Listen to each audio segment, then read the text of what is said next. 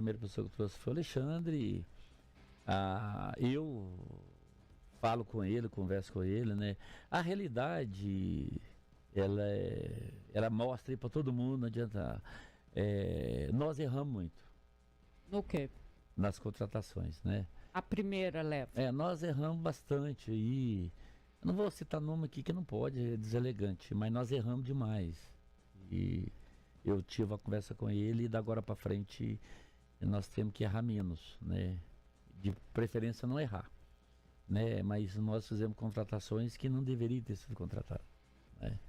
E agora nós temos que trabalhar para recuperar isso aí, né? O tipo de futebol como negócio é um péssimo negócio. É mesmo? Péssimo negócio. Eu não sei se daqui a 5 anos vai ser um bom negócio, mas hoje é um péssimo negócio, né? Eu tinha ideia, mais ou menos, que eu venho em 20 anos pondo dinheiro no Cruzeiro e nunca recebi, que eu nunca pus dinheiro no Cruzeiro para comprar o Cruzeiro, né? Então, mas como negócio, é um péssimo negócio. Eu trabalho na minha empresa, se der 3% de lucro, eu solto foguete. Você tem o empresário, eles falam em 10%. Agora 10% não é quando você compra, é o mês todo, você tem que pagar todo mês. Para o empresário? Todo mês? É todo mês. 10% todo mês para o empresário. Aí você calcula a negociação. Um salário de 2 milhões, o cara leva 200 mil todo mês. Beleza, hein? E quem paga sou eu. Só para fazer o negócio, ele fez a primeira vez. Aí quando virar, quanto custa o jogador? Custa então, beleza. Aí depois, quando eu fui ver, mas a quanto? Mas tem comissão, tem diferença de dólar, tem não sei o quê. Então não foi isso que eu comprei. Você entendeu? Então, depois eu falei, esse tempo aí é um tempo muito aprendizado para mim, né? E para pegar a rédea, né? De despesa, lá tinha quase todo mundo, categoria 9, 10, 11, 12, 14, 16, 20, cada um com um cartão. O cara, olha, eu quero dinheiro aí, o cara, eu quero de 10 mil para me viajar, o cara 20 mil, põe na conta. Pá. Mas peraí, entendeu? Captador de jogador pro Brasil, cada um tem um cartão, você manda 5 mil por mês pro cara, qual jogador o cara trouxe? Nenhum, então corta tudo. Entendeu? Então o futebol ele é muito desproporcional ao meu negócio. Desproporcional, Pedrinho. É desproporcional, é muito caro, é muito melindrado e por tudo isso, repito o que eu disse na rádio agora há pouco. Primeira coisa, Pedro Lourenço, eu entendo que você precisa aceitar ser assessorado e você tem um assessor muito bom aí dentro, muito bom assessor, estou falando pessoal, tá?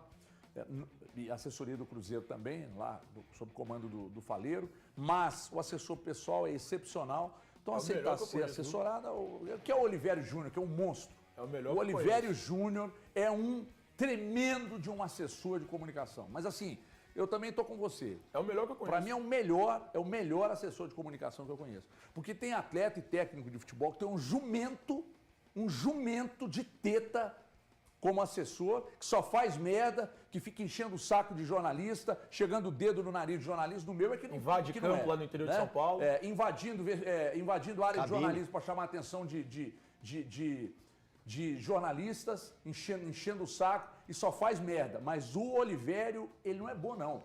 Ele é excepcional. Então, Pedro, aceita ser assessorado, dá uma segurada, sai dos microfones, sai das câmeras, ou se você se propuser a dar uma entrevista, evita a fadiga. O que é evitar a fadiga? Evitar de ser o enviado do caos. Eu critiquei aqui o Bruno Musi semana passada e falei, o Bruno Musi está sendo o enviado do caos, o novo Ziza, né? Então, não seja o enviado do caos. Você tem aí o Alexandre Matos para falar, principalmente o Alexandre Matos, que é CEO, e você, Léo Jardim, também tem que aparecer mais para falar, tá? Tem que aparecer mais para falar. Porque você é grande demais para dar 2 minutos de entrevista num jogo e no outro não falar. Ah, não, foi o Pedro que determinou, então tá errado. Então você tem um treinador como o Léo Jardim e um CEO como o Alexandre Matos, não dá para descartar. O que o Alexandre Matos se propôs, foi contratado para fazer, ele fez. Ele vai errar e vai acertar. E eu acho que ele errou e acertou. Ele errou mais, os resultados estão dizendo que sim. Os resultados estão dizendo que sim. Agora, o que não dá é para fogo amigo. E esse processo de automutilação, ele é um processo muito perigoso. Porque quando você critica a gestão de futebol, você também está se automutilando. Por quê? porque todas as contratações passaram pelo seu crivo. Entendeu? Então é essa a questão aí. Então a gente está começando mais uma edição dos Donos da Bola. A gente, a partir de agora, começa a discutir exatamente isso, para tentar entender onde o Cruzeiro acertou, onde o Cruzeiro errou e tal. Então, a propósito, eu já quero que você coloque na tela aí, Andrezão, por favor, as contratações, onde o Cruzeiro errou, onde o Cruzeiro acertou. Por gentileza, comece com você, Thiago Valuzeiro, ídolo máximo do Cruzeiro. Boa tarde, Everton, boa tarde, amigos, a quem nos assiste. Não é um jogo dos 18 erros, né? Somando as 7 contratações com mais os 11 jogadores. Existem muito mais contextos a serem ditos do que simplesmente errou e acertou. Tem uma música favorita no estádio do futebol? Hoje a gente tem uma reportagem especialíssima para celebrar os músicos que mexem com a emoção do torcedor. Tá legal demais, já já eu te mostro. Mas é também semana de Sul-Americana para os times mineiros. Amanhã tem o Cruzeiro contra o Muxuque Runa do Equador e na quinta o Galo contra o Deportes Iquique do Chile. Vamos girar a nossa reportagem, começando na Toca da Raposa, onde está Rodrigo Rocha, que eu quero saber. Papai Matheus Pereira, vai estar on para essa partida, Rodrigo? Muito boa tarde. A previsão é que sim, Maurício. Boa tarde para você, especialmente para você que está acompanhando o Globo Esporte com a gente. Aqui na Toca da Raposa 2, o treino hoje vai ser às 4 horas da tarde. Por isso os jogadores estão chegando aos pouquinhos. O William passou agora, Matheus Pereira ainda não vi, mas certamente vai estar no treino de hoje. Ele já treinou ontem normalmente e provavelmente vai estar à disposição do Leonardo Jardim para essa partida de amanhã. Ele ficou fora da estreia na Sul-Americana e do jogo contra o Inter. Foi liberado das viagens para acompanhar o nascimento do filho dele, o Theo, que nasceu no domingo. Por isso o Matheus já voltou a treinar e deve participar sim dessa partida de amanhã. Quem não deve estar nesse jogo, aliás, quem certamente não estará nesse jogo é a torcida do Cruzeiro. Foi punida. Semifinal da Sul-Americana no passado contra o Lanús, centenas de sinalizadores foram acesos no estádio, o que não é permitido pela Conmebol. Por isso, o Cruzeiro precisa fazer um jogo nessa edição da Sul-Americana sem a presença da sua torcida, e essa vai ser justamente a partida de amanhã contra os equatorianos do Muxuque Runa, pela primeira vez jogando contra um time brasileiro. Maurício. Valeu, Rodrigo, obrigado pelas informações. Mineirão vazio para Cruzeiro e para o Atlético também. Por isso vamos para a cidade do Galo, onde está a Rafaela Potter, porque o Galo também vai cumprir suspensão nessa rodada da Sul-Americana, né, Potter? Boa tarde para você, me conta. É isso, Maurício. Ótima tarde para você, para todo mundo que está ligado aqui no Globo Esporte. Você lembra na semifinal contra o River Plate do uso também de sinalizadores pela torcida nas arquibancadas? Como o Atlético já era reincidente, a Conmebol puniu o clube com 2 jogos com portões fechados. O Atlético até tentou um efeito suspensivo até que acontecesse o julgamento, mas esse efeito suspensivo foi negado pela Corte Arbitral do Esporte na Suíça. Então, 2 jogos como mandante na Sul-Americana com portões fechados, o primeiro cumprido agora, quinta-feira, 9h30 da noite, contra o Iquique do Chile. Deixa eu atualizar a situação da Arena, porque nossa equipe do GE.